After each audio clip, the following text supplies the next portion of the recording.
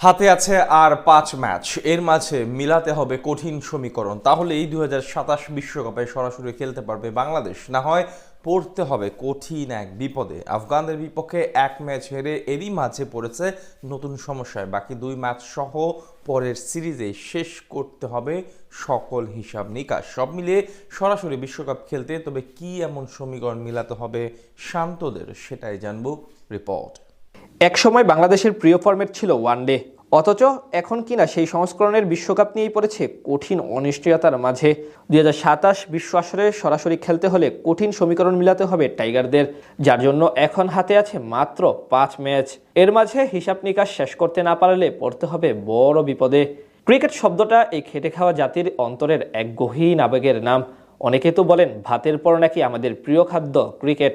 দেশের 18 কোটি জনতার অধিকাংশ মানুষের ইমোশন জড়িয়ে আছে শুধুমাত্র এই খেলাটার সাথে। কিন্তু দিনকে দিন সেই ক্রিকেটাররা হতাশ করে যাচ্ছেন আমাদের।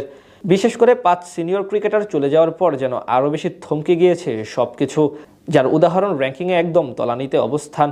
গেল জুলাইয়ে সবশেষ ওয়ানডেতে 9ম স্থানে উঠেছিল বাংলাদেশ, এরপর আবার চলে যায় 10ম স্থানে। তার উপর আফগানিস্তানের বিপক্ষে প্রথম ম্যাচ হেরে আরও বড় বিপদে পড়ল মেহেদী হাসান মিরাজ বাহিনী। এখন বিশ্বকাপ নিয়ে পড়েছে কঠিন সমীকরণের মাঝে। 2027 সালে আইসিসির ওয়ানডে বিশ্বকাপ বসবে দক্ষিণ আফ্রিকার মাটিতে, যেখানে দলগুলোকে বাছাই করা হবে র্যাঙ্কিংয়ের হিসেবে। ক্রিকেটের বাইবেল খ্যাত উইজডেনের তথ্য অনুযায়ী 2027 সালের 31 মার্চ পর্যন্ত দক্ষিণ আফ্রিকা এবং জিম্বাবুয়ে ছাড়া ওডিআই র্যাঙ্কিংয়ের সেরা 8-এ থাকা দলগুলো যাবে সরাসরি আফ্রিকা মহাদেশে অনুষ্ঠিতব্য বিশ্বকাপ খেলতে। অর্থাৎ দক্ষিণ আফ্রিকা সেরা 8-এ থাকলে 9ম স্থানে থাকা দলও বিশ্বকাপে সরাসরি খেলতে পারবে, যেখানে টাইগারদের অবস্থান 10 নম্বরে। এদিকে আইসিসির সূচি বলছে এই সময়ের মাঝে আর মাত্র 5টি ওয়ানডে ম্যাচ খেলার সুযোগ পাবে বাংলাদেশ। তাদের রেটিং পয়েন্ট এখন 77। এর উপরে থাকা ওয়েস্ট ইন্ডিজের আছে 80 পয়েন্ট।